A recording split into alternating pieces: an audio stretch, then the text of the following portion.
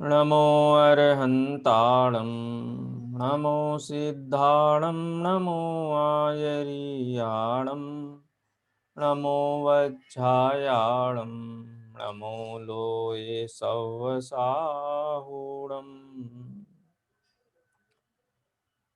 मंगलमय मंगलकरण वीतराग विज्ञान नमो ताहि जाते भये अरहंतादि महान करि मंगल करि हो महा ग्रंथ करन को काज या ते मिले समाज सब पावे निज पद राज। इस भव तरु का मूल एक जानहु मिथ्या भाव ताको कर निर्मूल अब करिए मोक्ष उपाय। मोक्ष मार्ग प्रकाशक ग्रंथ में पंचलब्धि का जो प्रकरण है उसके ऊपर अपनी चर्चा चल रही है। कल थोड़ा विस्तार से हमने चर्चा की थी कि जो तीन करण कहे हैं, अधःकरण, अपूर्वकरण और अनिवृत्तिकरण, ये तीन भेद त्रिकालवर्ती सर्व जीवों की अपेक्षा से हैं। तो सर्व जीवों से तुलनात्मक ढंग से जब इन परिणामों को देखा जाता है तो उसके तीन भाग पड़ते हैं, अधःकरण, अपूर्वकरण और अंतःकरण, अनिवृत्तिकरण। अधःकरण के परिणाम ऐसे होते हैं कि कोई जीव पहले, दूसरे, तीसरे, चौथे, पांचवें समय में जितनी परिणामों की निर्मलता को प्राप्त करता है, कोई जीव आगे वाले समयों में निर्मलता की जिस श्रेणी को अन्य जीवों द्वारा प्राप्त किया गया है, बाद में अथवा कम समयों में वैसी निर्मलता कोई जीव प्राप्त कर सके, माने ओवरटेक कर सके किसी को, या किसी को कैच कर सके परिणामों की अपेक्षा से, तो उसको अधःकरण परिणाम कहते हैं। अपूर्वकरण परिणामों में पहले समय के परिणाम किसी जीव के कितने भी उत्कृष्ट क्यों ना हो, तो भी दूसरे समय में किसी जीव के परिणामों से तुलना करने पर उससे 19 ही होते हैं, निर्मलता की अपेक्षा से उसके बराबर या उससे अधिक नहीं होते हैं। और अनिवृत्तिकरण में ऐसा कोई भेद नहीं है। सर्व जीवों के प्रथम समय में एक जैसे परिणाम होते हैं, द्वितीय आदि समयों में भी समान समान समान ही परिणाम होते हैं। लेकिन इतना विशेष ध्यान देने लायक है कि किसी एक जीव की अपेक्षा से यदि देखा जाए तो पहले समय में जितनी निर्मलता लिए हुए परिणाम हैं, अगले समय में उससे अनंत गुणी निर्मलता या विशुद्धि लिए हुए परिणाम होते हैं।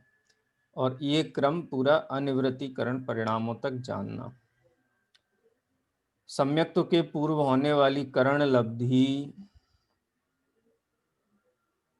अधःकरण से लेकर के अनिवृत्तिकरण के अंतिम समय तक उस जीव की मिथ्या दृष्टि ही संज्ञा है, सम्यक दृष्टि संज्ञा नहीं है। लेकिन वो जीव नियम से सम्यक्त्व प्राप्त करने वाला है अंतर्मुहूर्त बाद, क्योंकि करण लब्धि के प्रथम समय में पैर रखते ही साथ, कदम रखते ही साथ, प्रवेश करते ही साथ ये निश्चित हो गया है कि वो जीव नियम से सम्यक्त्व धारण करेगा, करेगा और करेगा। ठीक है, ये कुछ बिंदु मैंने संक्षेप में कहे इन तीन लब्धियों के संदर्भ में। मैं चाहता हूं कि एक दो लोग कम से कम थोड़ा अपनी भाषा में, अपने शब्दों में करण लब्धि के जो तीन भेद हैं उनके बारे में थोड़ी चर्चा करें, कहें, वक्तव्य दें। जो भी बोलना चाहते हैं क्रम से बोलें। बोलने का लाभ ये होगा कि आप थोड़ा वेरीफाई कर पाएंगे कि पंडित जी साहब ने जो यहाँ पर स्वरूप बताया है वैसा ही है या कुछ उसमें एडिशन डिलीशन की आवश्यकता है। 4-5 लोगों को मैं अवसर दूंगा, तो जो भी बोलना चाहें वो एक एक बार बोलें इस बारे में, त्रिकरण परिणाम के बारे में। किससे शुरू करें? पूर्णिमा जी हैं क्लास में? पूर्णिमा जी बोलिए, आप बोलिए। मैं ये नहीं कहता हूँ आपको सही या गलत बोलना है, आपको जो समझ में आया है वो बताना है, ठीक है? बोलिए। जी सर। जी सर, ये हाँ करण बोलिए। लब्धि के 3 भेद है, अध्ययकरण, अपूर्वकरण, अनुवर्तीकरण। बराबर। तो अध्ययकरण में तो जैसे कोई जीव, मतलब बहुत सारे जीवों की अपेक्षा बात कही है, एक जीव की अपेक्षा नहीं है। तो इसमें है ना, जैसे एक जीव कहीं वही 40 की स्पीड में वाला बोल रहे सर। हाँ हाँ बोलिए, कोई उसमें आप संकोच मत करिए। जैसे कोई जीव, कोई व्यक्ति 40 की स्पीड से भोपाल से विदिशा आता है, और दूसरा व्यक्ति भी 40 की स्पीड से ही विदिशा आता है, लेकिन वो थोड़ा लेट चलता है, तो वो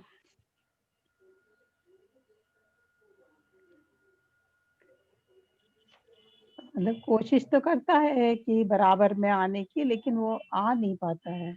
नहीं, इसमें तो आ जाता है ना सर। कोई बात नहीं, आपको अभी मैं होल्ड पे रखता हूँ, कोई और वो बोले आपको बाद में बुलवाता हूँ मैं, क्योंकि आपने पहले ही बॉल पे हेड विकेट हो गए हो आप। आपको दोबारा मौका देंगे हम। कौन बोलेगा और?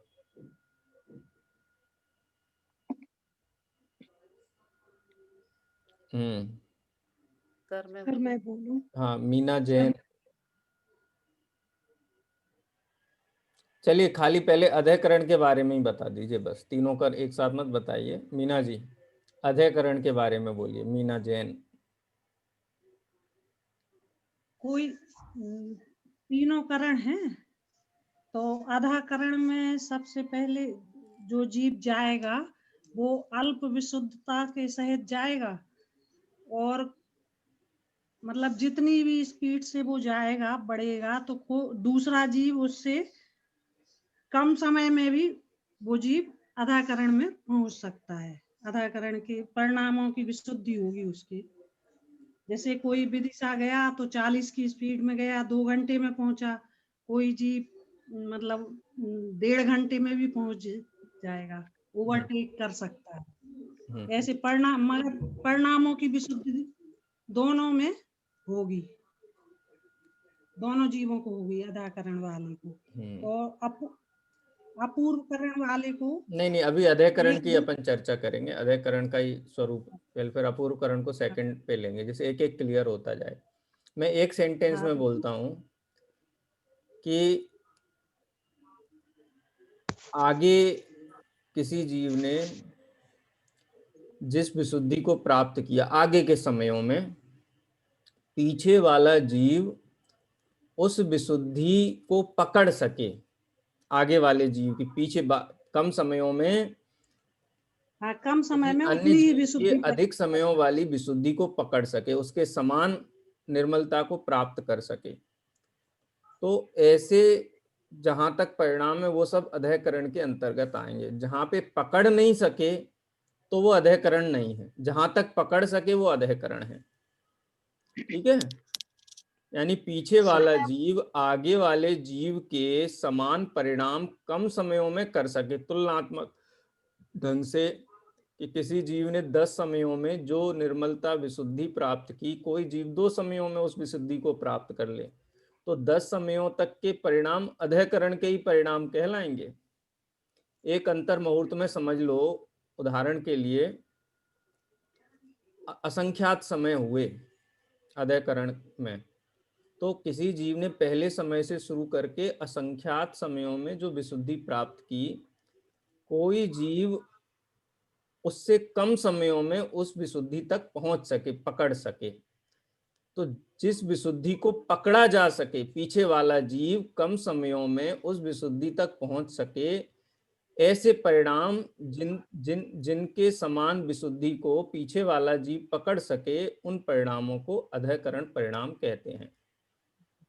ठीक है? जैसे किसी ने विदिशा के लिए निकला, तो वो निकला 2 बजे, तो कोई व्यक्ति 3 बजे निकला, और उसने बिल्कुल 80 की स्पीड में गाड़ी दौड़ाई, तो विदिशा पहुंचने के पहले पहले वो उसको पकड़ लेगा माने उसके बराबर पहुंच जाएगा, उसके बराबर दूरी तय कर लेगा कम समय में। लेकिन कोई 1.25 घंटे बाद माने वो 3:30 बजे पहुंचने वाला है और कोई 3:15 बजे निकले भोपाल से विदिशा के लिए, तो नहीं पकड़ सकता, फिर नहीं पकड़ा जा सकता उसको। तो जहां तक पकड़ा जा सके परिणामों को, जहां तक समकक्ष विशुद्धि को प्राप्त किया जा सके, उस उत्कृष्टतम विशुद्धि वाले परिणाम को जिसको पीछे वाला जीव कैच कर सके, पकड़ सके, वो सभी परिणाम किस श्रेणी में आएंगे? अधःकरण की श्रेणी में आएंगे। ठीक है, मीना जी ने प्रयास किया है, और भी कोई बोले? सर मैं पढ़ूं, सर मैं बोलूं? तीनों में अनंत गुणी विशुद्धता ही होगी ना सर? अनंत गुणी विशुद्ध, तीनों करण में देखो एक जीव की अपेक्षा देखो तो पहले समय की विशुद्धि से दूसरे समय की विशुद्धि कितनी अधिक है? अनंत गुणी अधिक है, एक जीव की अपेक्षा से देखा जाए तो। ठीक है, तो पिछले समय के परिणामों से आगे के समय के परिणाम में अनंत गुणी विशुद्धि सहित है। लेकिन कोई जीव 2, 3, 4 आदि समयों में जिस विशुद्धि को प्राप्त करता है, कोई जीव पहले ही समय में उस विशुद्धि को प्राप्त कर ले, दूसरे समय में ही उस विशुद्धि को प्राप्त कर ले, तो उस विशुद्धि के समकक्ष, किसी जीव की विशुद्धि के समकक्ष पीछे वाला जीव पहुंच सके, उन परिणामों को अधःकरण परिणाम कहते हैं। ठीक है जी जी। हाँ, अब कौन बोलेगा? सर मैं बोल, हाँ, कौन बोल रहे हैं? अलका जी, प्रीति जी, कौन बोल रहे हैं? जी सर मैं बोलूं? अलका? हाँ, दोनों बोलिए, क्रम से बोलिए। अलका जी बोलिए, फिर प्रीति जी बोलिए। जी। सबसे पहले तो ये जो 3 करण लब्धि के जो तीनों भेद हैं, वो त्रिकालवर्ती सर्व जीवों की अपेक्षा से कहे गए हैं। क्योंकि 2 जीवों के परिणामों की तुलना करके ये बताया जा सकता है कि ये परिणाम अधःकरण है कि अपूर्वकरण है कि अनिवृत्तिकरण है। क्योंकि यदि तुलना नहीं करें तो ये 3 करण नहीं बन सकते। क्योंकि ये जरूर है कि एक जीव के परिणाम और अधिक क्रमशः एक समय से दूसरे समय, दूसरे समय से तीसरे समय और अधिक निर्मल होते जाते हैं उत्तरोत्तर। उनकी अनंत गुणी विशुद्धि होती जाती है पहले समय से दूसरे समय में, दूसरे से तीसरे समय में। अतः ये जो 3 करण हैं, ये केवल दूसरे जीवों के त्रिकालवर्ती अन्य जीवों की अपेक्षा से, सर्व जीवों की अपेक्षा से तुलना करके कहे गए हैं। बहुत बढ़िया। फिर है, सबसे पहला है अधःकरण। तो अधःकरण ये है कि इसमें कोई जीव पहले, दूसरे, तीसरे, चौथे, 5वें आदि समय में जितनी निर्मलता प्राप्त करता है, तो कोई अन्य जीव बाद में या उससे कम समय में वही निर्मलता प्राप्त कर सकता है। अधःकरण परिणाम इसे कहा जाएगा। जैसे मतलब आगे के समयों में जिस विशुद्धि को किसी व्यक्ति ने प्राप्त किया, तो पीछे वाला जीव कम समय में भी उस विशुद्धि को पकड़ सके, उस विशुद्धि को प्राप्त कर सके, तो वह परिणाम अधःकरण कहलाएंगे। मतलब आगे वाले व्यक्ति के समकक्ष विशुद्धि को कम समय में अन्य जीव पीछे वाला उसको प्राप्त कर सके, तो वह अधःकरण परिणाम है। बहुत बढ़िया। और जैसे इसमें 3 पॉइंट हैं। पहला तो यही कि एक जीव के एक समय से दूसरे समय के परिणामों की विशुद्धता अनंत गुणी होगी। दूसरा पॉइंट इसमें यह है कि पहले समय की निर्मलता हो सकता 2 जीवों की समान हो, लेकिन दूसरे समय की उनकी निर्मलता अलग-अलग हो जाएगी। हो सकता पहले जीव की विशुद्धि दूसरे जीव की विशुद्धि के बराबर वो 5वें समय में प्राप्त कर ले, वो दूसरे समय में प्राप्त कर ले, या वो तीसरे समय में प्राप्त कर ले।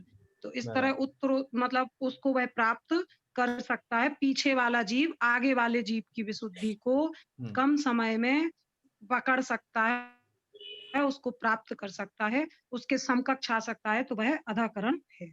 उस परिणाम को अधाकरण कहा जाएगा। हाँ, ठीक है, काफ़ी आपने सरल कर दिया उसको और बड़े आसानी से आपने बता दिया है। अब इतनी ही सरल भाषा में आसानी से संक्षेप में 1-2 लोग और बता दें तो मुझे संतोष हो जाएगा कि हाँ, अब ठीक है।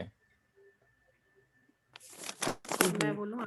हाँ सर, मैं बता रही हूँ। हाँ, प्रीति जी। सर मैं बोलूँ, किरण जी? हाँ, हाँ। प्रीति जी का बोल लीजिए पहले, हाँ जी, उसके बाद आप। वो करण परिणाम है, ये त्रिकालवर्ती सर्व कर्म वाले जीवों के परिणामों की अपेक्षा है। हाँ। सर्व त्रिकालवर्ती जीवों की अपेक्षा से, कर्म की अपेक्षा से बताए हैं। तो पहले उसमें अधाकरण है। तो अधाकरण में 2 जीव ने प्रवेश किया। तो अधाकरण के पहले समय में जीव ने प्रवेश किया, तो वो विशुद्धि लिए आगे बढ़ रहा है। तो कुछ समय बाद दूसरा जीव दूसरे समय में अधाकरण में प्रवेश किया। तो जो आगे का पहले समय में जो जिसने प्रवेश किया था वो आगे बढ़ता, विशुद्धि विशेष विशुद्धि लिए हुए आगे बढ़ता रहा। तो जो पीछे वाले ने उसकी मतलब साथ कर लिया विशुद्धि, मतलब पीछे वाला कम विशुद्धि लिए है पर उसने उसका साथ कर लिया, आधाकरण कहलाएगा। उसकी आधाकरण कहलाएगा। और यदि वो आगे वाला विशेष विशुद्धि लिए आगे आगे बढ़ता गया और पीछे वाले ने उसका साथ नहीं लिया, वो विशेष आगे विशुद्धि लिए बढ़ता गया, तो वो अपूर्वकरण कहलाएगा। और आपका डेफिनेशन बराबर है, लेकिन थोड़ा उसमें कंफ्यूजन हो जाता है। इसमें देखो, अनंत त्रिकालवर्ती जीवों की अपेक्षा बात हो रही है ना। हाँ, इसमें त्रिकालवर्ती है तो वो अधाकरण है कि पीछे वाले ने अगर उसका साथ ले लिया तो वो अधाकरण है। ठीक है, बराबर है। हाँ, पीछे ये आपका वाले जो ने लास्ट सेंटेंस है ना, ये काफी स्पष्ट है। चलिए, ठीक है। अधेकरण की बात कर रहे हैं अभी अपन। अभी अधेकरण की बात कर रहे हैं, ठीक है। हाँ, चलिए, और कौन बोलेगा? शिरोमणि जी। सर मैं बोलूं, किरण जी? हाँ, किरण जी आप बोलिए, फिर शिरोमणि जी बोलिए। जी, इसमें सर जी करण रब्धि के 3 भेद बताए, अधाकरण, अपूर्वकरण, अनिवृत्तिकरण। इसमें अधाकरण को स्पष्ट करना है कि जो कोई त्रिकालवर्ती जीवों की अपेक्षा से कोई जीव किस प्रकार अपनी विशुद्धता को आगे बढ़ाता है। जैसे कोई विद्यार्थी 8वीं की परीक्षा 1 साल में पास करता है और उससे 6ठी में पढ़ने वाला विद्यार्थी 6ठी पास करने के बाद 7वीं और 8वीं की परीक्षा एक ही साल में पास कर लेता है। तो वो पहले वाले विद्यार्थी की अपेक्षा उससे जल्दी उससे समान पहुंच जाता है। वैसे ही कोई जीव 1, 2, 3 समय में जो विशुद्धि और निर्मलता को प्राप्त करता है, तो कोई जीव उसी विशुद्धि को एक समय में प्राप्त कर लेता है। यह अधाकरण, इसे अधाकरण परिणाम कहते हैं। ठीक है, ये ठीक है, लेकिन इसमें क्या है, आप 2 क्लास के बच्चों को ना लेकर के 1 क्लास के बच्चों को लो अधेकरण में। कोई बच्चे का एडमिशन हुआ 1 जून को, जो होता है नॉर्मली 1 जून या 1 जुलाई को एडमिशन हुआ, और 1 जुलाई से वो पढ़ रहा है स्कूल में। किसी बच्चे का जुलाई, अगस्त, सितंबर 3 महीने निकल गए, उसने 1 अक्टूबर का उसको एडमिशन हुआ, ठीक है। तो ये जो 1 जुलाई को एडमिशन जिसने लिया है, वो पढ़ता पढ़ता पढ़ता 31 सितंबर तक जितना कोर्स कवर करता है, वो 1 अक्टूबर को भर्ती हुआ लड़का उतना कोर्स 3 महीने में पूरा कर लेता है, माने उसके बराबर तक पहुंच जाता है। पहले दिन तो बराबर नहीं होगा, लेकिन वो वहां तक पहुंचते पहुंचते बराबर हो जाता है उसके। तो एक कक्षा के अंदर विद्यार्थियों का कंपेरिजन आप अधेकरण में करिए, ठीक है। अपूर्वकरण में 2 कक्षाओं का ले लीजिए कि कक्षा 8 का विद्यार्थी कितना भी होशियार क्यों नहीं हो, तो भी वो कक्षा 9 में बैठने के लायक उसकी पात्रता नहीं मानी जाती है। वो स्कूल जाएगा और कक्षा 9 में जाके बैठ जाए तो उसको नहीं बैठने दिया जाए। मतलब मैं तो बहुत होशियार हूँ, मैं तो पूरी क्लास में फर्स्ट आता हूँ, मैं तो सारे सम्स आते हैं, मेरे को 9वीं में बैठने दो, नहीं, उसको कक्षा 8 में ही बैठाया जाएगा। जब तक उसका एडमिशन 9 में ना हो जाए तब तक, चाहे उसको प्रमोट करें, कुछ भी करें, लेकिन जब तक वो कक्षा 8 में रहेगा, जब तक उसको फॉर्मली कक्षा 9 में प्रवेश नहीं मिल जाता है। तो एक ही कक्षा के विद्यार्थी कोर्स कवर करते हुए वहां तक पहुंचे, ये उदाहरण अध्ययकरण के लिए ज्यादा सूटेबल है। ठीक है, कोई विद्यार्थी 10 महीने में कोर्स कवर करता है, कोई विद्यार्थी 6 महीने में भी कर लेता है, कोई विद्यार्थी 3 महीने में भी कर लेता है। मैं भी एक बार नवोदय विद्यालय में पढ़ाने गया, मुझे एक क्या बोलते हैं, जनवरी को बुलाया उन्होंने, और मार्च में एग्जाम थी 12th वालों की, इंग्लिश पढ़ानी थी, तो मैंने 3 महीने में पूरा कोर्स करवाया, सब बच्चे पास हुए, फर्स्ट क्लास फर्स्ट। तो 3 महीने में उन्होंने पूरा कर लिया, बाकी स्कूल के बच्चे 1 जुलाई से पढ़ रहे थे। तो जिन परिणामों की विशुद्धि को कोई जीव कम समयों में प्राप्त कर सके, वो अध्ययकरण के परिणाम है। ठीक है, अध्ययकरण के संबंध में ज्यादा ठीक रहेगा। हाँ, और किसको मैंने बोला था बोलने के लिए? किरण जी के बाद शिरोमणि जी को। हाँ बोलिए शिरोमणि जी। करण लब्धि के 3 भेद हैं, अध्ययकरण, अपूर्वकरण और अनिवृत्तीकरण। और ये जीव त्रिकालवर्ती जीवों के परिणामों के अपेक्षा से इनको 3 भेद किए गए हैं। बराबर। तो अध्ययकरण में जैसे एक समय, 2 समय, 3 समय, 4 समय और 5 समय तक जो जीव जाता है परिणामों की विशुद्धि लिए हुए, तो कोई दूसरा जीव मतलब पहले या दूसरे समय में भी उतनी विशुद्धता प्राप्त कर सकता है, माने कम समय में उसकी बराबरी कर सकता है। हाँ। और अपनी विशुद्धि को लिए हुए उसके समकक्ष पहुंच सकता है। तो ये अध्ययकरण जिन परिणामों तक कहलाएगा। जिन परिणामों तक पीछे वाला जीव विशुद्धि प्राप्त कर सके, जिन परिणामों तक, जहां नहीं कर सके वहां से वो अपूर्वकरण शुरू हो जाएगा। जिन परिणामों तक पीछे वाला जीव विशुद्धि को, समकक्ष विशुद्धि को प्राप्त कर सके, वो सब अध्ययकरण की श्रेणी में परिणाम आते हैं। और ये त्रिकालवर्ती जीवों की तुलना करने पर ही ये 3 भेद घटित होते हैं करण लब्धि में। एक जीव की अपेक्षा से देखा जाए तो प्रति समय अनंत गुणी वृद्धि लेते हुए वो बढ़ रहा है, लेकिन अनेक जीवों की तुलना करेंगे तो फिर वो दूसरे तरीके से वो 3 भेद पड़ जाते हैं। चलिए ठीक है, मेरे ख्याल से काफी क्लियर हो गया होगा बाकी भी लोगों को। इतनी क्लैरिटी बहुत है इस विषय में कि वास्तव में ये कैसी विशुद्धि होती है, क्या होता है, ये तो केवली भगवान के ज्ञान का विषय है, लेकिन हमने शास्त्र के माध्यम से उसको तुलनात्मक ढंग से जान लिया। ठीक है, क्योंकि अल्प बहुत भी एक जानने का साधन है, तो अल्प बहुत की अपेक्षा से हमने इसको जान लिया है। ठीक है, अपूर्वकरण की बात अब करते हैं। 2-3 लोग अपूर्वकरण के बारे में बोलें। रुचि जी बोलेंगे आप?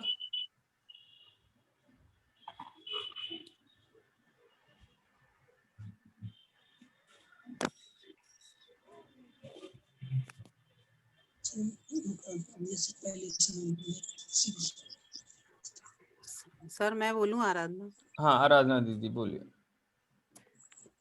दूसरा करण अपूर्व करण है, ये भी त्रिकालवर्ती जीवों की अपेक्षा से है। बराबर। इसमें पहले और पिछले समय के परिणाम समान नहीं होते, अपूर्व अपूर्वी होते हैं। पहले समय से दूसरे समय की विशुद्धि बढ़ती हुई होती है। जैसे करोड़पति का उदाहरण दिया था आपने कि करोड़पति हैं, लेकिन लाख से यदि अरब से यदि 1 रुपए भी कम है तो उतनी वैरायटी करोड़पति। तो ऐसे ही उतनी वैरायटी के परिणाम हो सकते हैं, लेकिन वो मतलब पूरे 5वीं क्लास के विद्यार्थी हैं, वो 6ठी क्लास के नहीं कहे जाएंगे। द्वितीय समय वाले परिणामों के द्वितीय समय वाले जीवों के परिणाम समान होते हैं। देखो इसमें दो कंपैरिजन अपन रख सकते हैं। जैसे अपूर्वकरण के एक समय में जीवों के परिणामों की तुलना की जाए। मान लो पहले समय में प्रवेश किया, किसी ने असंख्यात वर्ष पहले किया, किसी ने आज किया, कोई अनंत वर्ष बाद भी, अनंत समय बाद भी करे, लेकिन पहले समय के जीवों की परस्पर परिणामों की तुलना की जाए तो उनके परिणामों की निर्मलता में कम अधिकपना हो सकता है। ठीक है, समान भी हो सकते, कम अधिकपना भी हो सकता है। लेकिन पहले समय के किसी भी जीव के परिणामों की तुलना यदि दूसरे समय के किसी भी जीव के परिणामों की तुलना से की जाए तो दूसरे समय के जीव के परिणाम अधिक निर्मल ही होंगे। ठीक है, जी। जैसे करोड़पति का आपने बताया वो सही है। करोड़पति 1 करोड़ 1 रुपया जिसके पास है वो भी करोड़पति है, और 99,99,999 जिसके पास है वो भी करोड़पति कहलाएगा। जी। ठीक है, तो एक समय वाले जीव की विशुद्धि 1 करोड़ 1 रुपए वाली वैल्यू वाली भी हो सकती है और 99,99,999 वाली भी हो सकती है। वो पहले समय के जीवों की विशुद्धि में हीनाधिकता हो सकती है। लेकिन दूसरे समय का कोई भी जीव जघन्य से जघन्य, माने 1 अरब 1 रुपया भी जिसके पास है तो वो अरबपति की कैटेगरी में डाला जाएगा उसको। जैसे परसेंटेज में हम निकाले 3rd क्लास, 2nd क्लास और 1st क्लास पास हुआ, कि हम 2nd क्लास पास हुए, कितनी परसेंट है तुम्हारी, कि हमारी परसेंट कितनी है, 45 से होता है, 50 से 2nd क्लास मानो, कितने से 45 होता है। 2nd क्लास कहाँ से शुरू होता है, 50 एंड अबव। कोई टीचर है ना, अलका जी है, अलका जी पढ़ाती है ना। जी sir, 50 and above. 50 and above है। तो कोई कहे कि नहीं हम तो 1st क्लास हैं, बोले 1st क्लास हो तो परसेंटेज बताओ, तो क्या हमारी 59.99% है, तो बोले नहीं नहीं तुम 2nd क्लास में ही आओगे। सेकंड ही कहलाएगा, ठीक है, गुड सेकंड कहलाएगा सर। अब गुड वो तो सांत्वना देने वाला है। गवर्नमेंट जब वैकेंसी निकालती है तो ऐसी नहीं लिखती गुड सेकंड हो के। जी जी जी। वो तो जी कहती सर, 2nd जी। क्लास 1st क्लास ऐसा हाँ, ही दूसरे समय की स्टार्टिंग वाले परिणाम भी अनंत गुणी विशुद्धता लिए भावना हुए। को तो ऐसे हुआ ना, कौन सी क्लास, 12th में। तो ये है उसमें। ठीक है, सर मैं भी अपूर्वकरण क्लियर हो गया। एक नंबर से बची थी सर इंग्लिश से, जब एमए किया था ना तो 1st क्लास में बिल्कुल 360 ही थे फर्स्ट के मार्क्स। अगर एक भी कम होता तो मैं भी सेकंड हो जाती।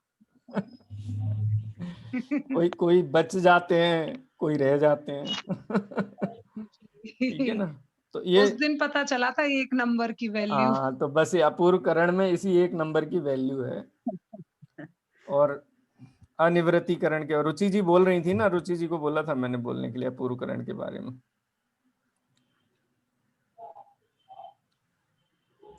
या शशि जी बोले। हम बोले भैया? हाँ बोलिए, कौन है, कल्पना जी, ममता जी, कौन बोल रहे हम हैं? बोले क्या? हाँ, सर बोले? अच्छा, लता तरैया जी। हाँ लता भाभी। हाँ बोलिए बोलिए। जी।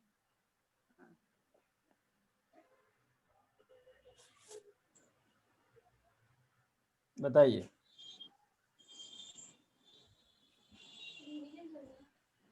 सर मैं बोलूं कि आवाज नहीं आ रही? हाँ बिल्कुल आ रही है आवाज, बोलिए। ये दूसरा करण है अपूर्व करण। ये त्रिकालवर्ती सब जीवों की अपेक्षा है। तो जहाँ पहले और पिछले समयों के परिणाम समान ना हो, अपूर्व विशुद्धि लिए हुए बढ़ते ही हो, उसको अपूर्व करण कहते हैं। बराबर है, ठीक है। तुलना करिए पहले समय और दूसरे समय। पहले समय की विशुद्धि मतलब बढ़ती हुई हो, और दूसरे समय में प्रवेश किया जिसमें, उसकी भी बढ़ती हुई हो, लेकिन वो समान नहीं मिलेगी। ठीक है, मतलब बढ़ती हुई अलग अलग रहेगी। ठीक है, समान और अधिक नहीं होगी, समान भी नहीं होगी, अधिक भी नहीं होगी। ठीक है, समान नहीं होगी, इससे ऐसा ध्वनि निकलती है कि आगे दूसरे समय वाले की विशुद्धि पहले समय वाले की विशुद्धि दूसरे समय वाले से अधिक भी नहीं होगी, समान भी नहीं होगी। लेकिन किसी एक समय वाले जीवों की विशुद्धि समान भी हो सकती है, अधिक भी हो सकती है। ठीक है, चलिए ठीक है। रुचि जी बोल रही हैं? नहीं बोल रही हैं। चलिए अपूर्व अनिवृत्तीकरण का और ले लेते हैं, वो तो सरल है एकदम।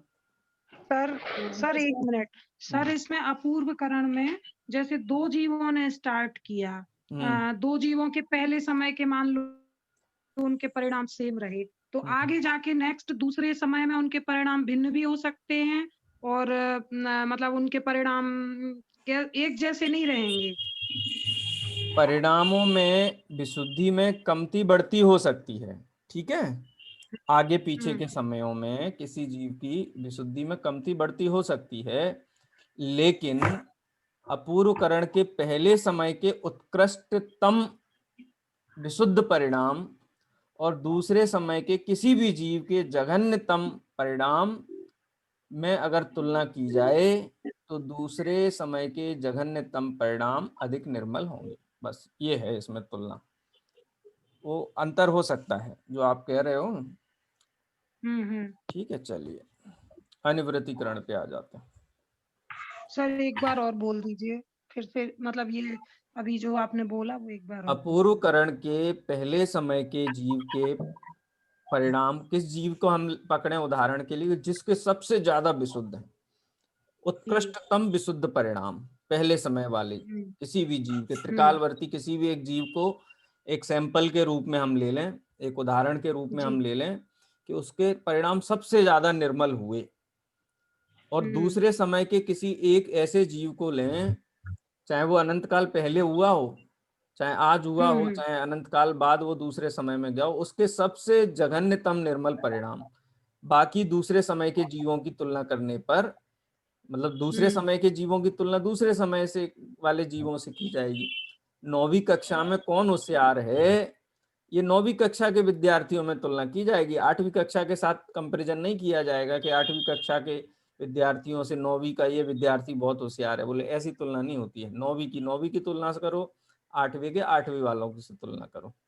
तो 8वीं कक्षा का सबसे होशियार विद्यार्थी और 9वीं कक्षा का सबसे निम्न विद्यार्थी, होशियार विद्यार्थी, कम इंटेलिजेंट विद्यार्थी, ठीक है, कम इंटेलिजेंट, सबसे उनके कम परिणाम इंटेलिजेंट। एक। हाँ ठीक है, वो कम इंटेलिजेंट ने वो पढ़ा हुआ है, क्या कौन सी होती है बीज गणित, क्या बोलते हैं, एल्गोरिदम नहीं, क्या बोलते हैं उसको, साइन थीटा कॉस थीटा,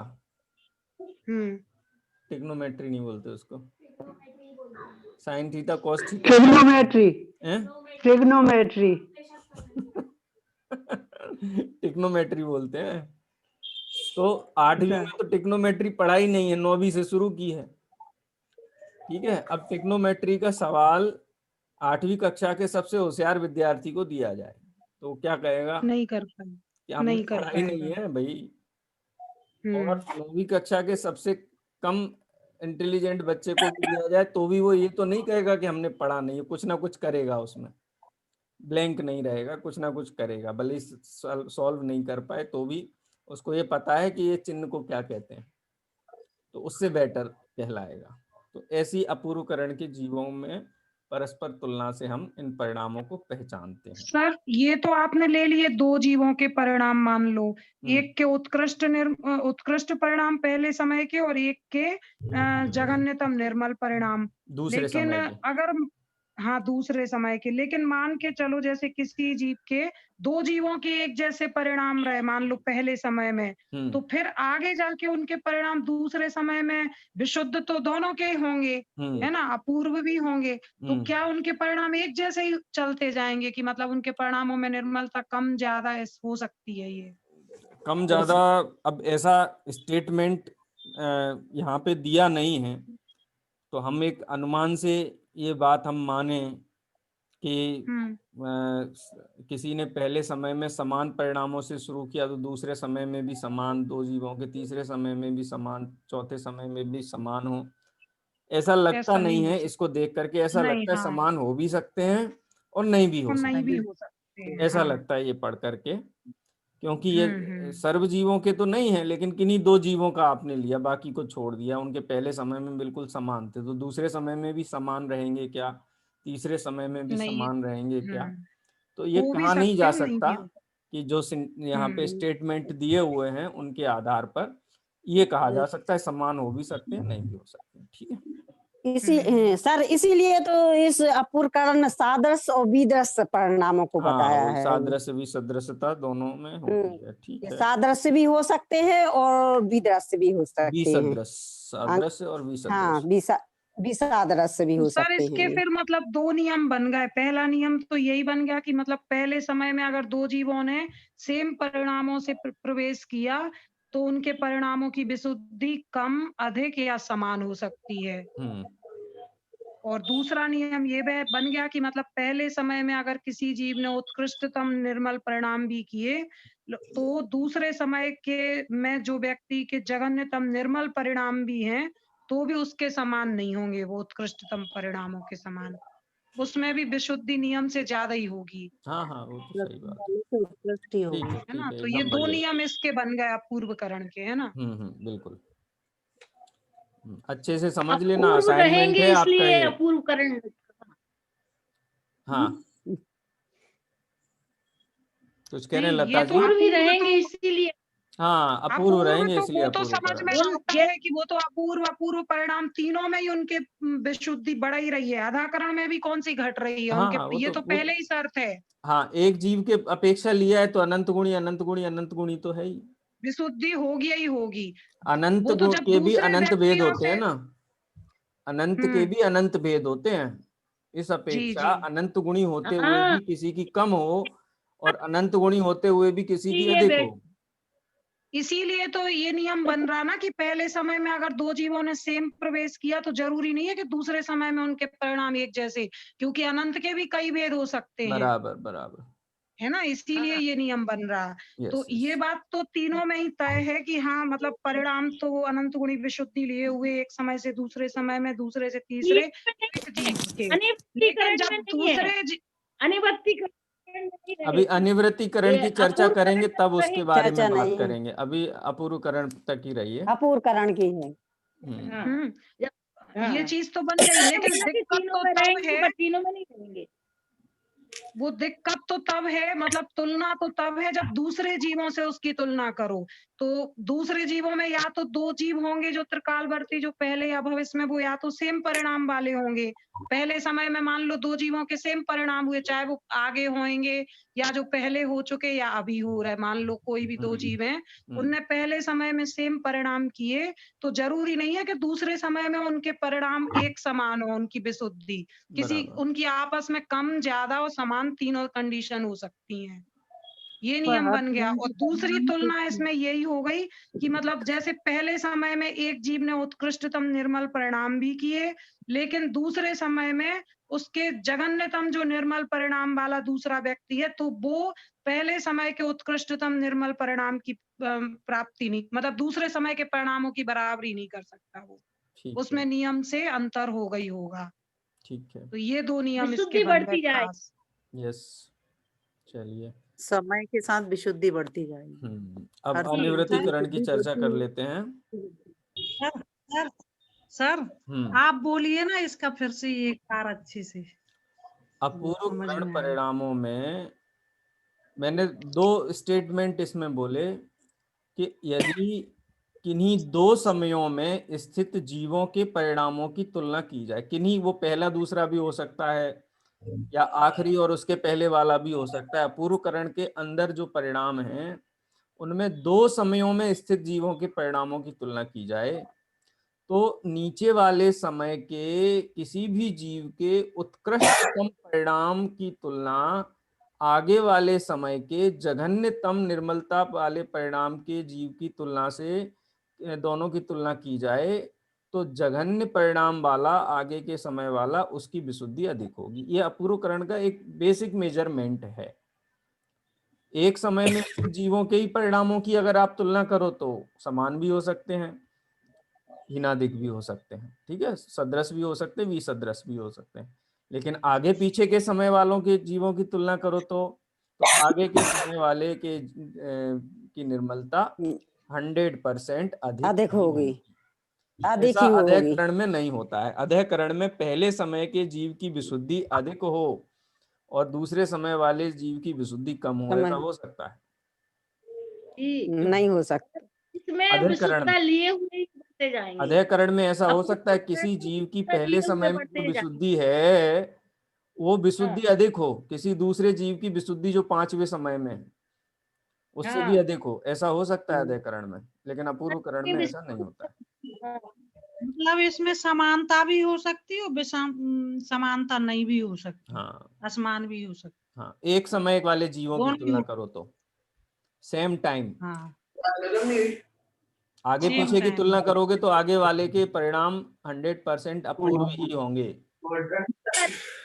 वाले आगे वाले की तुलना करो तो आधे का आधे हाँ ठीक है, जी। चलिए अब अनिवृत्तीकरण पे आ जाते हैं। जीव अब समय दर्शन प्राप्त करने ही वाला है ना, इसीलिए वह विशुद्धता बढ़ाते हुए जाएगा। हाँ ये तो है।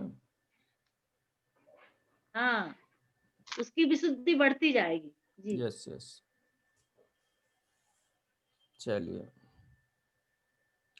आगे बढ़े। अब अपूर्वकरण के बारे में भी बता दीजिए। मैं सोचा था कि 2-5 मिनट चर्चा करेंगे, अपना तो पूरा कक्षा चर्चा में हो गई, लेकिन इसलिए मैंने थोड़ी कर ली चर्चा क्योंकि ये चर्चा बार बार होती नहीं है। और आप मेरे ख्याल कई लोग ऐसे होंगे जो पहली बार, नाम तो सुने होंगे कई बार, लेकिन इतना डीपली जाकर के एक एक परिणाम को तुलनात्मक ढंग से देखने का एक क्रम ज्यादा बनता नहीं है, बहुत चर्चा का हम विषय ही आप नहीं बोल रहता। रहे देखो, हाँ, पहली बार ही सुना है सर ये सब। सर हमने भी पहली बार ही सुना है त्रिकाल इतना डीपली। क्लियर है ना? लब्धि वाले जीवों के परिणाम। जी सर, अभी 2 तो हाँ। क्लियर हो गए बिल्कुल। आप किसी पंडित को भी समझाएंगी ना तो वो भी समझ लेगा आपसे, इतना क्लियर आपको हो गया है क्योंकि सभी पंडितों को भी क्लियर नहीं होता है ये कॉन्सेप्ट। चलिए हाँ, अब हाँ, अपना भैया एक बचा हम है। बोल रहे हैं एक बार है। हाँ हाँ, बोलिए, कौन बोल रहा है? हमें करंट वाला बोल रहे हैं हम। हाँ जी अभी बोलिए। हमारे नेट बराबर काम कर। हाँ त्रिकालवर्ती सर्व करण लब्ध वाले जीवों के परिणामों की अपेक्षा ये 3 नाम है। वहाँ बराबर। करण नाम तो परिणाम का है और आत्म सम्मुख परिणाम अपूर्व अपूर्व ही हो, वह अपूर्व करण है। जैसे पहले और पीछे के समय वाले जीव ने अपूर्व करण परिणाम किए तो वह परिणाम अपूर्व अपूर्व अपूर्व ही रहेंगे, अधिक विशुद्धता लिए हुए रहेंगे। इसके लिए दृष्टांत, जैसे एक क्लास में 10 बच्चे हैं तो 10 बच्चे बराबर बुद्धि वाले नहीं होते, कोई हीनादिक रहते हैं। तो उसी प्रकार अपूर्वकरण करने वाले जीव, उनका शुद्धिकरण रूप परिणाम एक सा नहीं रहता है और परंतु विशुद्धता लिए हुए अपूर्व अपूर्व ही रहता है। यह है अपूर्वकरण परिणाम। उदाहरण आपका सेट नहीं होगा इसमें। हाँ नहीं होगा। भी नहीं उदाहरण, जम रहा ये वाला उदाहरण। उदाहरण तो हाँ। सेट नहीं होगा आपका, बाकी स्टेटमेंट ठीक है। क्योंकि है ना, एक व्यक्ति मतलब हाँ, कई बच्चों की वो तो अलग है, उनकी ज्ञान की योग्यता तो अलग अलग है, लेकिन हाँ। अब उसमें दूसरे व्यक्ति को वो कैसे पाएगा? छोटे बड़े का ले सकते हैं एज वाइज। एज वाइज ले सकते हैं। हाँ, एज वाइज ले सकते हैं। जैसे कोई व्यक्ति 8 साल 1 दिन का है तो हाँ। उसको कहते हैं 9 वर्ष का हो गया, जी और 8 जी वर्ष 664 दिन का है तो भी बोलेंगे 9 वर्ष का है। जी जी। हाँ 364 सर। हाँ हाँ। 364 दिन आप और 664 बोल रहे हैं। नहीं 364, 664 मत लेना आप, जी 364 दिन 8 वर्ष 1 दिन का भी 9 वर्ष का कहलाता है, और 8 वर्ष 364 दिन वाला भी 9 वर्ष का ही कहलाता है। जी जी ठीक है। जी। और 10 वर्ष का कब कहलाएगा? जब वो पूरे 365 हो जाएंगे उसके, माने पूरा 8 वर्ष 365 दिन कंप्लीट हो जाएंगे तो फिर वो, एक्चुअली वो एग्जाम्पल अपन इतना इसमें कंफ्यूज होंगे। वो कक्षा वाला सबसे बढ़िया एग्जाम्पल है, क्लास वाला स्पीड वाला, वाला वो भी सबसे अच्छा बढ़िया है। एग्जाम्पल है। आप स्पीड कोई एग्जाम्पल का विचार करना, वो सबसे बढ़िया है। नहीं, और स्पीड वाला भी बहुत अच्छा है। स्पीड वाला सबसे विशेष विशेष मेन तो वही है। बहुत ही अच्छा है। हाँ, वो हमें बहुत अच्छा लगता है। हाँ वो सबसे बढ़िया है आपका। ठीक है, चलिए अनिवृत्तीकरण के बारे में और 1-2 लोग बोल दें तो ये अपना विषय यहाँ पूरा हो जाएगा। फिर तो खाली एक एक स्टेटमेंट है और पॉइंट जैसे आपको स्पष्ट होंगे, तुलना की जरूरत नहीं। जब तुलना होती है वहाँ थोड़ा कंफ्यूजन की संभावना बन जाती है। कौन बोलेगा? किरण जी, भोपाल जी, विदिशा विदिशा विदिशा, हाँ बोलिए। भेद रहित सुनिश्चित करते हैं, आत्म परिणाम और विशिष्टता लिए हुए होना, जिसके अभाव में अब नियम से सम्यक दर्शन होगा ही, क्योंकि अभी तक तो यह जीव मिथ्या दृष्टि था, परंतु अनिवृत्तीकरण के अंतिम समय में यह जीव नियम से सम्यक दृष्टि होगा। इसीलिए यह जीव, इसके आत्म परिणाम बहुत अधिक विशेषता लिए हुए होते हैं और यह जीव नियम से सम्यक दर्शन प्राप्त करता है। यह अनिवृत्तीकरण। अनिवृत्तीकरण बताया आपने जी कल बताया। अनिवृत्तीकरण में तो अनिवृत्तीकरण क्या? ये तो अपूर्वकरण में भी हम, अधःकरण में भी ये कह सकते हैं कि जिसने अधःकरण परिणाम में प्रवेश किया वो नियम से सम्यक तो प्राप्त करेगा। तो ये आपकी जो व्याप्ति है ना नियम से सम्यक्त वाली, वो तो अधःकरण में भी घटित हो जाएगी। अनिवृत्तीकरण में तो सर जो भी जीव जब भी पहुंचा, आज वर्तमान में भी पहुंचा और भविष्य में भी महावीर भगवान पहुंचे हैं, एक ही समान परिणाम रहेंगे। पहले समय में स्थित सर्व जीवों के परिणाम कैसे हैं? एक समान हैं, एक समान नहीं। दूसरे समय में स्थित सर्व जीवों के परिणाम कैसे हैं? एक समान, समान ही रहेंगे। तीसरे समय में स्थित जीवों के परिणाम कैसे इसमें हैं? भेद नहीं रहे, एक समान। चौथे समय में स्थित जीवों के परिणाम कैसे हैं? एक समान, समान ही रहेंगे। बस ये अनिवृत्तीकरण है, इसमें भेद नहीं है। हाँ, इसमें भेद नहीं पड़ेगा। बस निवृत्ति का मतलब ही है कि परस्पर भेद नहीं है। हाँ, सर, निवृत्ति मतलब माने ये है भेद कि और अ लगा दिया तो भेद ना हो, तो जहाँ पे अनिवृत्ति कोई भेद नहीं है, बस चाहे कोई भी समय में पहुंच रहा है जी। सर मतलब 3 काल में जो पहले जीव मोक्ष जा चुके, जो वर्तमान में जा रहे हैं और जो भविष्य में जाएंगे, इन सब के पहले समय में जो परिणाम थे वो पहले भूतकाल के जीव के भी वही थे, आज भी वही हैं पहले समय के, और भविष्य में भी वही होंगे, और दूसरे समय के जीवों के भी 3 त्रिकालवर्ती के समान होंगे और तीसरे समय के भी समान होंगे। ऐसे जिसमें सबके परिणाम हर समय समान होंगे, उसे अनिवृत्तीकरण कहते हैं। बस ये तो बहुत ही सरल है। ठीक है। और विशुद्धता अनंत गुणी बढ़ती जाएगी। वो तो सर पूरा... इसमें एक डाउट है कि बोलिए, अनिवृत्ति काल के अंतिम समय तक भी जीव मिथ्यात्व ही कहलाएगा कि अंतिम समय में सम्यक तो सन्मुख कहलाएगा। अभी तो मिथ्या भाई, अब मिथ्या दृष्टि नहीं कहते, अपन सम्यक तो सन्मुख कहते हैं। सन्मुख देखो, जैसे अमेरिका में चुनाव हुए ना, अभी अमेरिका में आप सबको पता होगा, चुनाव हुए ना, अमेरिका के चुनाव का रिजल्ट भी आ गया। अभी राष्ट्रपति कौन है अमेरिका का? जी कौन है अभी? डोनाल्ड ट्रंप है। जो बाइडेन जीत गया है, लेकिन अभी तक राष्ट्रपति डोनाल्ड ट्रंप है। जो बाइडेन कार्य कब ग्रहण करेगा? वो 23 जनवरी या उसके बाद करेगा। और चुनाव कब जीत गया? 3 महीने पहले जीत जिस चुका है डेट को ग्रहण करे, तो क्या कहेंगे हम उसको? हाँ। राष्ट्रपति नहीं है, उसको तो अभी नहीं तो मिथ्या दृष्टि शब्द राष्ट्रपति तो नहीं कहेंगे, तो राष्ट्रपति तो नहीं है, लेकिन ऐसा कोई कहेगा नहीं। सब क्या कहेंगे? राष्ट्रपति इलेक्ट, ऐसा बोलते हैं उसको, राष्ट्रपति सन्मुख। हाँ, राष्ट्रपति इलेक्ट बोलते हैं, राष्ट्रपति नहीं बोलते, राष्ट्रपति इलेक्ट बोलते हैं। ऐसे ही यहाँ पे मिथ्या दृष्टि नहीं कहा जाता, सम्यक तो सन्मुख कहा जाता है।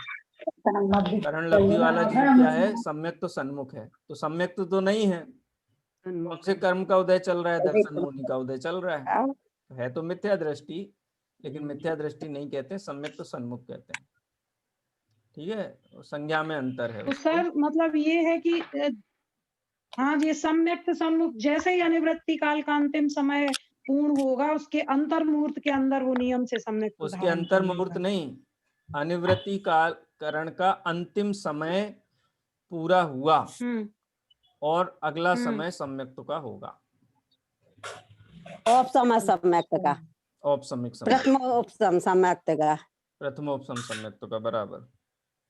तो सर अनिवृत्तिकरण के समय जितने भी कर्म सत्ता मतलब पड़े हैं जो निकलने लायक है वर्तमान में, वो मिथ्यात्म टर्न होके निकलते जाएंगे, और जो कर्म आगामी काल में आने हैं वो ऊपर जाके टर्न हो जाएंगे और अंतर पड़ जाएगा। सदावस्था रूप, हाँ सदावस्था रूप सब में दबे रहेंगे। और एक समय ऐसा आएगा कि औपसम समय को प्रकट कर लेगा छाया के समान। ठीक है सर, एक अंतर मुहूर्त में ये तीनों करण होंगे। हाँ, एक अंतर मुहूर्त में 5 लब्धियां होती हैं। जी सर। एक अंतर मुहूर्त में 5 लब्धियां कही गई हैं। जी सर। और सर ये अंतर मुहूर्त कितने वाला मानेंगे इसमें? अब वो जघन्य भेद, वो मध्यम भेद वाला कोई अंतर मुहूर्त यहाँ लेना चाहिए। जघन्य, वो मध्यम भेद वाला, जघन्य भी नहीं है, उत्कृष्ट तो है ही नहीं, मध्यम भेद वाला कोई मुहूर्त है। लेकिन करण लब्धि वाले मुहूर्त से बड़ा मुहूर्त होगा निश्चित रूप से। अधय करण का मुहूर्त है, वो करण लब्धि में के तीनों करण परिणामों में सबसे बड़ा अंतर मुहूर्त है। उससे छोटा अपूर्व करण वाला है, उससे छोटा अनिवृत्तिकरण वाला। हो सकता है सेकंड के अंदर हो ये पूरा। ठीक है, वो अंतर मुहूर्त असंख्य समय बोला जाता। सर असंख्य समय की एक आवली रहते है ना, तो असंख्य समय से एक समय ज्यादा वो जघन्य अंतर मुहूर्त कहलाता है कि नहीं दीदी, आप उसको ऐसा बोलो यथा योग अंतर मुहूर्त। हाँ, यथा योग, ठीक है। बस और कुछ नहीं, आगे पीछे कुछ नहीं। 6 आवली एक समय का होता है और 1 सेकंड में असंख्यात आवलियां होती हैं। जघन्य अंतर मुहूर्त 6 आवली एक समय का, उत्कृष्ट अंतर मुहूर्त 48 मिनट में 2 समय कम।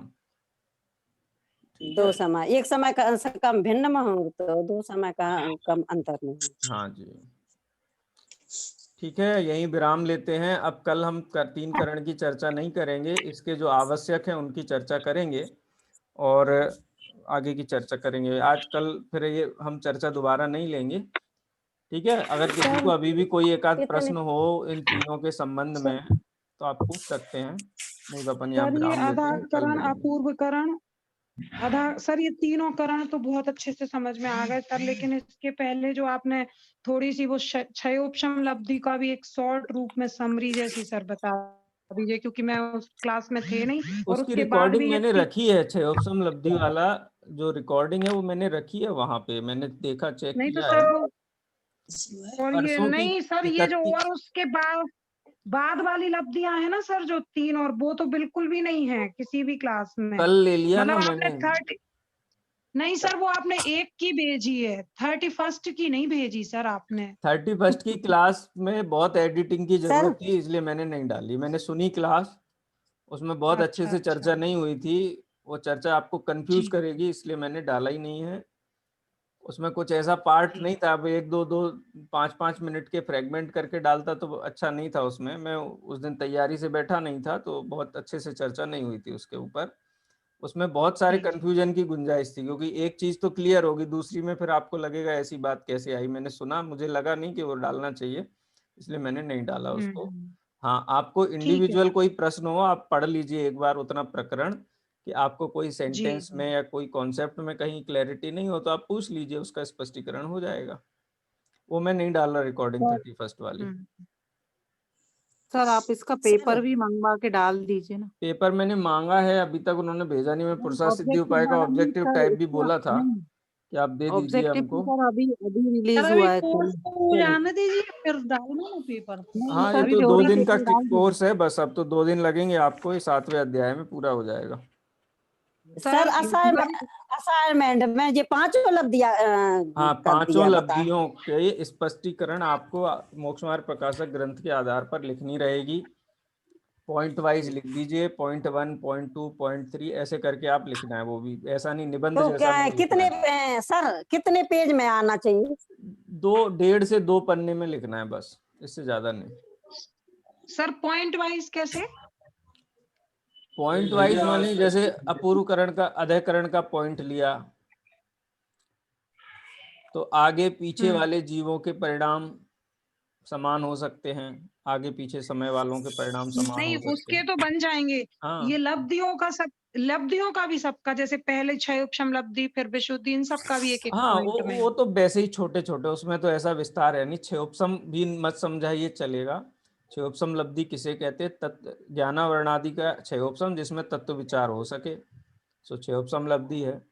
मोह की नहीं मंदता, सर वो समझाना ही तो विशेष है, क्योंकि वो ही नहीं तो नहीं, वो बोलते हैं ज्यादा। देखो उसमें प्रवचन नहीं चाहिए, इसलिए वो एक सेंटेंस में क्लियर हो जाता है क्षयोपशम लब्धि, उसके लिए दूसरे सेंटेंस की जरूरत ही नहीं है। विशुद्ध लब्धि भी एक सेंटेंस में ही क्लियर होता है, उसके लिए भी 4-6 सेंटेंस की जरूरत नहीं है। देशना लब्धि भी एक सेंटेंस का ही है। तत्व विचार, धारण और विचार, वही देशना लब्धि है। सुनना देशना लब्धि नहीं है, वो तो उपचार से देशना कही जाती है। मूल जो सम्यक्त में हेतुभूत है वो तो वो तत्व विचार जो सम्यक्त की ओर बढ़ते समय जीव को उसी अंतर मुहूर्त काल के अंदर होता है, उसको देशना लब्धि से एक सेंटेंस बहुत है उसके लिए भी। प्रायोगिक लब्धि में कर्मों की स्थितियों की किस प्रकार से अपकर्षण होता है, स्थिति में अपकर्षण होता है, वो 2-3-4 सेंटेंस बनेंगे उसमें प्रायोगिक लब्धि में। और उसके बाद ये अकरण लब्धि की तो हम चर्चा कर ही रहे हैं, 2 क्लास हो गए इसके ऊपर। ये महत्वपूर्ण भी था, थोड़ा विषय जटिल भी था, तो 2 कक्षाओं में हमने अच्छे से चर्चा कर ली है, तो उसके भी आप पॉइंट बना के लिख लीजिए। सर प्रायोग लब्धि का थोड़ा सा क्या क्या सर समझाया था? प्रायोगिक लब्धि के संबंध में पंडित जी साहब ने वहां लिखा है ना कि कर्मों की, हाँ, कर्मों की जो देखो तत्व विचार तो कॉमन है, तत्व विचार होता है उसको, तो तत्व विचार करण लब्धि में भी होता है, वहां भी होता है। लेकिन तत्व विचार कैसा होता है कि वो तत्व विचार छूट जाता है, ऐसा तत्व विचार होता है, छूट भी सकता है। लेकिन करण लब्धि का तत्व विचार ऐसा नहीं होता है, उसमें प्रबलता बहुत है, वो छूट जाए ऐसा नहीं होता है। ठीक है ना, ये दोनों में अंतर है। सर प्रायोग लब्धि में करण का नहीं सर, तद्रूप होकर विचार करना। हाँ, तद्रूप होकर के विचार करता है। देखो नहीं, कर्मों की स्थिति का कैसा सर है इसमें? निमित्त नैमित्तिक संबंध है। हाँ, कर्मों की स्थिति का निमित्त नैमित्तिक संबंध, इतना समझ लो कि सत्ता में पड़े हुए जो कर्म है, उत्कृष्ट स्थिति तो दर्शन मोह की 70 कोड़ा कोड़ी 70 होती है, 70 कोड़ा कोड़ी होती है। ठीक है, आयु कर्म को छोड़ दो, उसके आयु कर्म को छोड़ करके गोत्र आदि जो कर्म है उनकी उत्कृष्ट स्थिति 20 कोड़ा कोड़ी सागर होती है।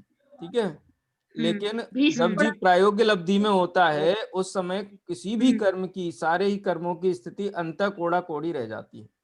माने शुभ भाव का भी इतना प्रबल तत्व विचार के कारण प्रवाह बन जाता है कि सत्ता में पड़े हुए कर्मों की स्थिति अंत कोड़ा कोड़ी रह जाती है, स्थिति का अपकर्षण हो जाता है। ठीक है, पहला कंडीशन ये होता है।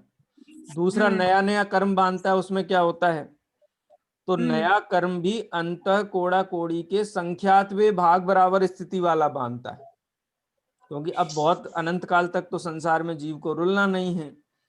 अगर सम्यक तो प्राप्त करने की दिशा में आगे बढ़ रहा है, तो कर्मों की स्थितियां भी, नवीन कर्म बंद भी करेगा तो वो भी अंत कोड़ा कोड़ी के असंख्यातवे भाग बराबर। और असंख्यातवे भाग भी कैसा कि पहले समय में जितना असंख्यातवे भाग किया है उसकी तुलना में अगले समय में और कम और कम और कम आगे बढ़ता हुआ जीव कर्मों की, नवीन कर्मों की स्थितियां भी कम कम उत्तरोत्तर कम कम ही बांधता है। आप ये समझ लो जैसे समूह शरण में बैठे हुए तीर्थंकर भगवान, एक समय की स्थिति होती है खाली, आया और गया, और ये जीव अंत कोड़ा कोड़ी के संख्यातवे भाग कम, संख्यातवे भाग कम, संख्यातवे भाग कम, ऐसे नवीन कर्म वो करता है का ना, लब्धि काल से लगा करके क्रमशः घटता जाए। और कितनी ही पाप प्रकृतियों का बंध मिटता जाए, 1 इंद्री का बंध नहीं होगा, 2 इंद्री का नहीं होगा, 3 इंद्री का नहीं होगा, 4 इंद्री का नहीं होगा, असंगी का नहीं होगा, ऐसे कितनी ही पाप प्रकृतियों का बंध मिटता जाए, हो ही नहीं, बंद ही नहीं हो। और सत्ता में पड़ी हुई प्रकृतियों का भी वो किसी भी प्रकार से असाता है, वो साता रूप हो जाए, ऐसा उनके अंदर नवीन कर्म बंध के साथ में सत्ता में पड़े हुए पाप प्रकृति मिट जाए और नवीन बंध भी उनका ना हो। ये 3 स्थितियां प्रायोगिक लब्धि में होती हैं। तत्व विचार कॉमन है, ठीक है। खाली प्रायोगिक लब्धि का। सर क्षयोपशम लब्धि में जो आपने बताए थे और ये सब जो सदवस्था, रूप उपशम और अनागत भविष्य काल में, इन सबको भी लिखना है डिटेल की? केवल बस क्षयोपशम क्या होता है वो स्पष्ट करने के लिए चर्चा की थी। मुझे क्षयोपशम इसलिए समझाना पड़ा क्योंकि कक्षा में कई लोगों ने 5 भाव पढ़े होंगे विस्तार से, उनको ख्याल में होंगे। हो सकता है किसी को, क्योंकि क्षयोपशम सबसे जटिल भाव है समझने की दृष्टि से, इसलिए थोड़ा मैंने ज्यादा विस्तार दिया कि क्षय माने क्या, उपशम माने क्या, और क्षय और उपशम ही होता है खाली क्षयोपशम भाव में, या फिर उदय भी होता है? तो उदय भी होता है, तो तीनों ही समझाए, किसका क्षय, किसका उपशम और किसका उदय। इसलिए मैंने एक नाम दिया था ना कि इस भाव को क्षयोपसमयोदयिक भाव भी कह सकते हैं। क्षयोपसमोदयिक, यानी क्षय भी होता है, क्षय माने वो वाला क्षय नहीं होता क्षयक वाला, यहाँ क्षय होता है उदयाभावी, उदय का भाव हो जाना ही क्षय है। सत्ता में उदय आने योग्य कर्म प्रकृतियों का भविष्य में उदय आने योग्य ही रहना, उनकी स्थिति कम ना हो जाए, कम होकर के अभी उदय में ना आ जाए, ऐसा हो सकता है ना? कोई कर्म हमने भविष्य में उदय आने योग्य बांधा था, लेकिन उसकी स्थिति कम हो जाए, अभी उदय में आ जाए, बीच में ही उदय में आ जाए, ऐसा नहीं होता। हाँ, तो वो भविष्य में उदय आने योग्य प्रकृति जो सत्ता में पड़ी हुई, उनका भी स्थिति कम होकर के उदय में नहीं आना, ये उसका उपशम है। और देशघाती प्रकृति का उदय, उसका नाम उदय उपशम है। तीनों तो ये सब नहीं लिखना सर उसमें, केवल बस जिसके इतना ज्ञान मिले कि तत्व विचार हो सके, बस वो ही क्षयोपशम लब्धि है। नहीं सर एक चीज और, स्थिति कांडक में आपने क्या बताया था कि जो शुभ कर्म बांधे हैं उनकी स्थिति भी कम होती जाती है। चर्चा अपन कल करेंगे क्रमशः, स्थिति कांडक भी करेंगे, स्थिति बंद अपसरण की चर्चा भी करेंगे क्रम से, वो भी आएगी कल। जी चलिए ठीक है। चलिए अभी यहाँ मैं विराम लेता हूँ, 9:10 हो गए हैं, ठीक है। पता भी नहीं चलता सर कैसे ऐसा लगता है कि जब तत्व की चर्चा होती रहे, बंद ना हो। आप सर्वा सिद्धि में आके बैठ जाते हैं तो फिर पता नहीं चलता है। बहुत अच्छा विषय लगता है सर, वास्तव में बहुत अच्छा विषय लगता है कि सुनते ही जाए। हाँ जी, चलिए।